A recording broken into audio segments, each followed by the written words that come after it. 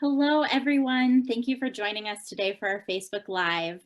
I'm Julia Marvin, and I'm the marketing manager here at Jefferson Center, and I'm so excited to be joined by Megan Kearns. Megan is a COVID-19 crisis counselor for Jefferson Center's Colorado Spirit program, which is a relief and mental health support program specifically related to the pandemic. So today we're going to be talking about mindful eating. Eating serves many purposes, from supplying our bodies with nutrients to simply being a comfort tool. And this ongoing global pandemic continues to disrupt everyday life, causing stressors, which can lead to emotional eating. And so Megan's here to talk with us about mindful eating, why it's important, and how you can practice it in your daily life. So before we get started, a little bit about Colorado Spirit. It's a community-driven program that's aimed at providing COVID-19 disaster relief and mental health support all across Colorado. For us, it's a focus specifically on Jefferson County, Clear Creek County, and Gilpin County. Colorado Spirit offers free, confidential, and virtual support, and their trained crisis counselors are here to listen and provide support around the feelings of life during the pandemic. If you're experiencing things like worry, sadness, hopelessness, or anger, the Colorado Spirit team is here to help. So, Megan, to start off, thank you so much for joining me today. Yeah, thank you for having me. I'm happy to be here. Yeah, I'm really excited about this topic. I feel like my friends and I would joke about eating our feelings. So I also know a lot of people have had a lot of feelings in the past year as we've been dealing with, the uncertainty of COVID-19. So perfect topic. So I guess my first question for you is, we hear the term stress eating a lot, but can you tell us a little bit more about what that is?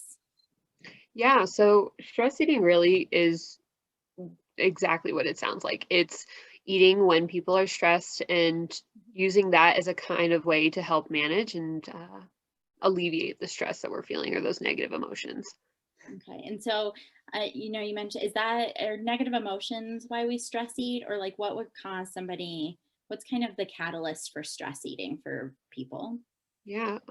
So we kind of tend to stress eat when we are feeling overwhelmed or when we're trying to avoid dealing with something. Whether that be something like a big project at work or a fight with somebody that you care about, or just you went to the store and you were upset or anxious about what you saw while you were there. Those kind of things can bring up a lot of negative emotions that we are trying to avoid. They don't feel good. We don't like feeling them. And so eating is a really quick and fast way to kind of alleviate those. Um, our bodies really encourage us to eat. It's something that keeps us alive, and so our brains really feed that cycle as well. And so when we eat something, we get these really feel good chemicals that get released, and that makes our brain say, "This feels good. Let's keep doing this." And so we can sometimes use that to alleviate any negative feelings we're feeling. And stress eating kind of tends to be when we take that maybe to a little bit more of an extreme, or when it gets to a point where we eat more than we normally would be comfortable with if we weren't trying to avoid those negative emotions. So that makes sense. So it's kind of, yeah, trying to make ourselves feel better. That's probably, I would guess, why most people kind of gravitate to stress eating, like desserts or other foods that maybe aren't quite as good for us. I feel like I don't hear a lot about people being like, just going to go stress eat this salad. So Yes, it's not necessarily the same where that celery is going to give you that same kind of chemical release, because there's the sugar that also is in desserts that gives you that positive feeling too, of like you get a bunch of energy. And celery and salads are great for giving your body fuel and energy, but not that quick fire energy that sugar does, the same way that desserts do. that's interesting. So how can people avoid emotional eating? Yeah, I think that some of the best ways to avoid emotional eating is like really trying to be as upfront with your emotions as possible. If you're having a really hard day, trying to acknowledge that, and not even even just with yourself. Talking to a friend or a loved one is a really great way to start dealing with those emotions and processing them and not having them stick inside of you, which means that you are maybe not going to feel the stress or feel the intensity of it as much. And so you won't maybe turn to wandering around your kitchen aimlessly looking for another snack. And do you have any strategies for coping to help with handling stress that, instead of turning to food, what are some other options for coping? Yeah, I definitely think that I feel like a broken record talking about it because stress is something that we're all dealing with, and diet, exercise, and taking time to relax are the best ways to deal with that stress. Um, Doing things, and it's not necessarily the easiest things. Like it doesn't need to, or it's not necessarily the hard things that you have to do. It can be really easy things such as like going for a walk when you're feeling like you want to be finding a snack instead, or if you're in the kitchen and you've got the choice between like leftover chocolate that's there or um, like a thing of pistachios, picking the pistachios this time. I think a lot of it is just trying to delay our need for food and then checking back in with ourselves and saying, okay, I've taken a minute, I had a glass of water, um I had an apple, I had something that like fuels my body and I still am hungry. Is this due to me being hungry or is this due to me trying to avoid this stress? And if it's trying to avoid that stress, finding something else to finding another way. So like talking to somebody that you trust that you can talk to about those feelings, or it's um, advocating for yourself and asking for support in different ways. I know for myself, the days that I'm feeling more stressed, I will often ask my partner to maybe pick up an extra chore that day that like normally would be mine, but I just say like, hey, today I'm having a really hard time.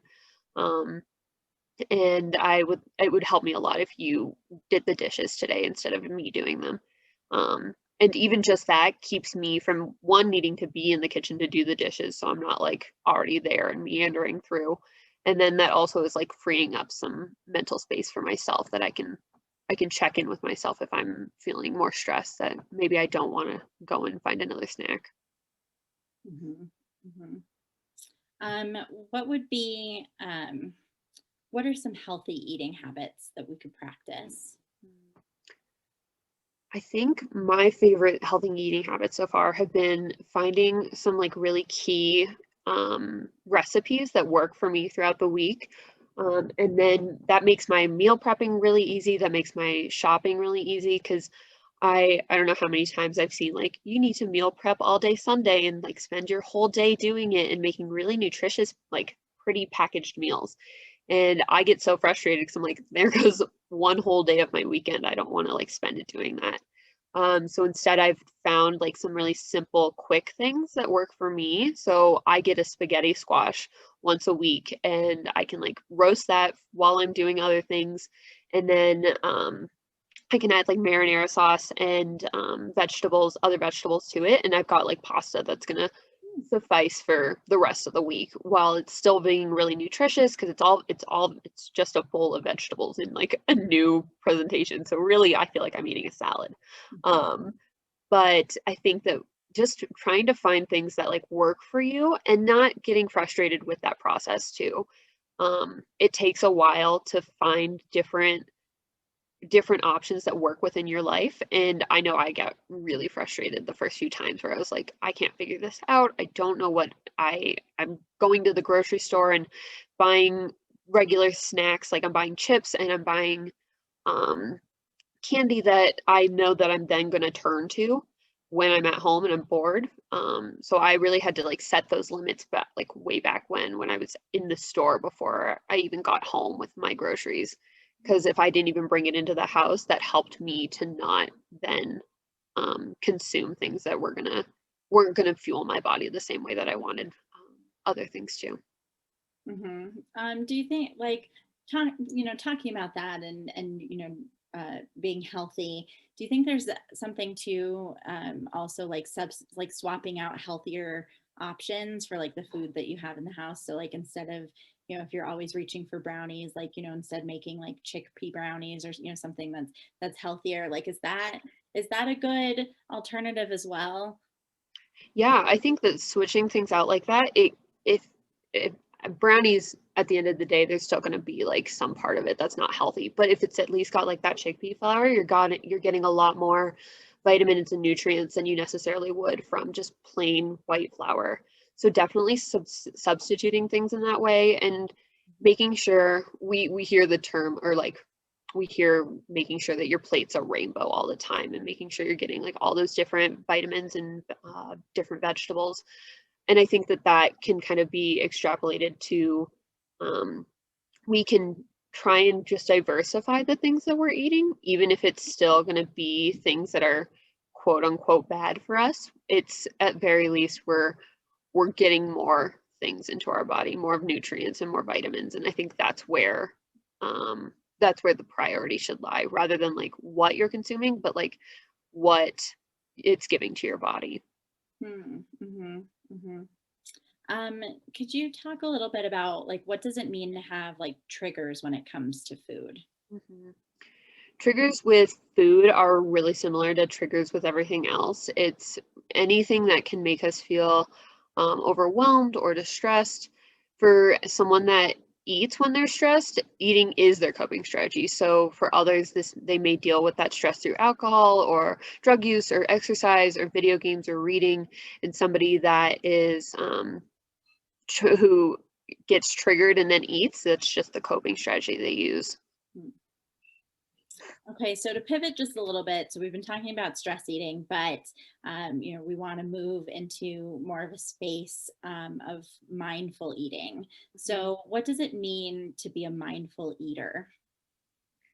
I think being a mindful eater is somebody that's just being able to stay present while you're eating, thinking about the action itself and thinking about fueling your body, rather than focusing on whatever's going on at work or what happened um, today while you were there, or what's coming up in the future, or realizing that you forgot to sign your kid up for gymnastics during your food while you're eating dinner. These worries are all really valid and something to definitely pay attention to, but there's also like a time and a place for them, right? So um, while you're at dinner, it's not the time that you're going to be able to do something about it. So trying to stay present in that. Thank you, brain, for reminding me of these things that are going on in my life. I definitely need to take care of them, but in this moment right now, I'm eating dinner with my family, and that's the priority. I'll focus on. I'll remember to sign my kid up for gymnastics after dinner, or I will worry about my project when I get to work tomorrow. Great. Do you have any helpful tips for practicing mindful eating? Yeah, definitely. If there are worries that come up during dinner, I usually write them down in a note on my phone so that I always have them there and I can revisit them later, because I know that I am somebody that I will forget things. If I like, I'll think about it once, and if I don't write it down, I'm gonna never remember what I was trying to remember. So I'll like keep things in a note.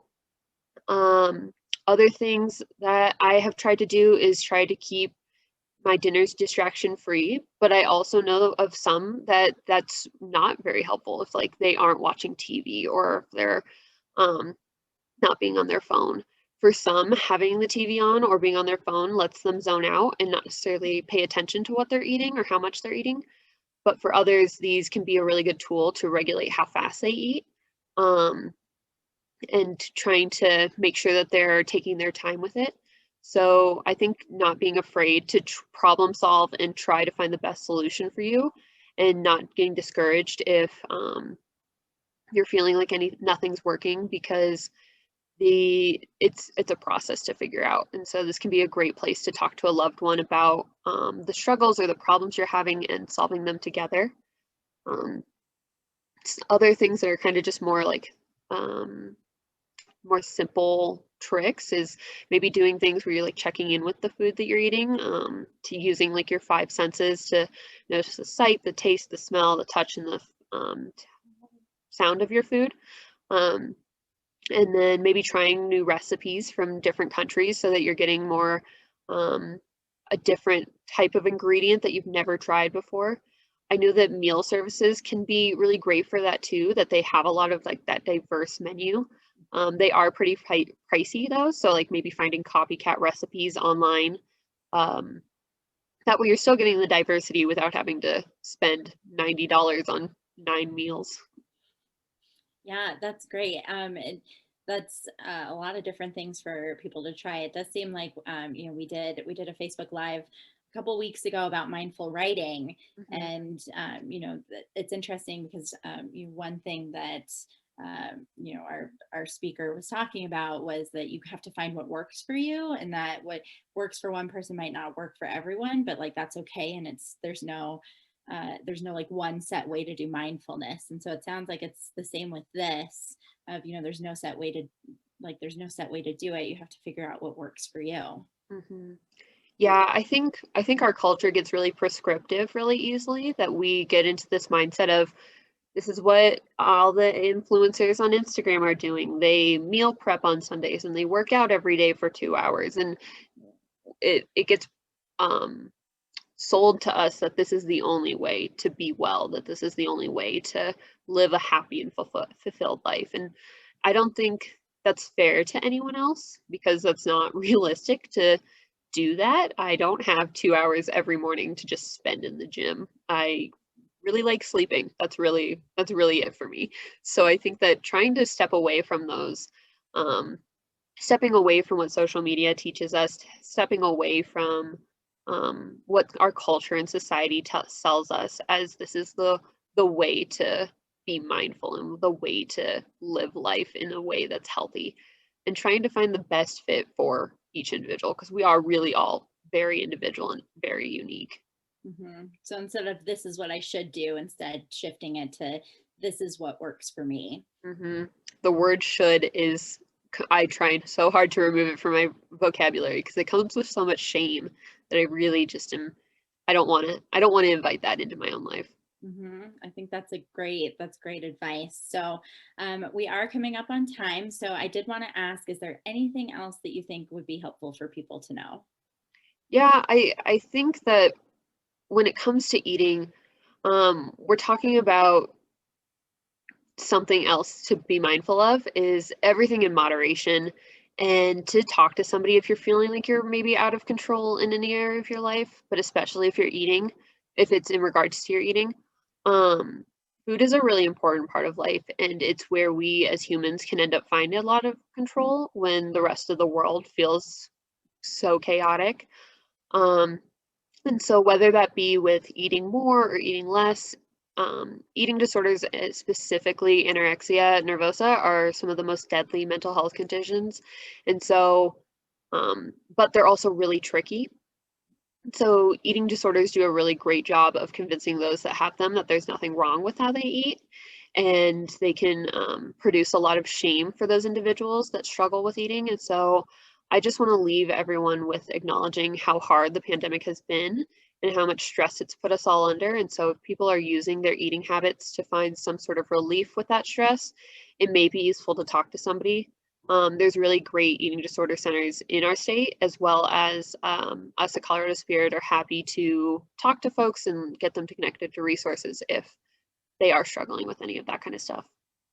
Megan, those are some great points, and yeah, that's really good to know that Colorado Spirit can help with some of those outside resources and helping people find them. So, Megan, thank you so much for taking the time to speak with me today and all of your helpful information. For those of you that are watching this video after it's over, please feel free to message us on Facebook if you have any questions or want more information, and we'll get back to you. And then also remember that no matter what you're feeling, you're not alone. Colorado Spirit, our Colorado Spirit team and Jefferson Center are always here for you. And so you can call the Colorado Spirit team at 720-731-4689 if you need to talk. Thanks, everybody, and have a great day. Thank you.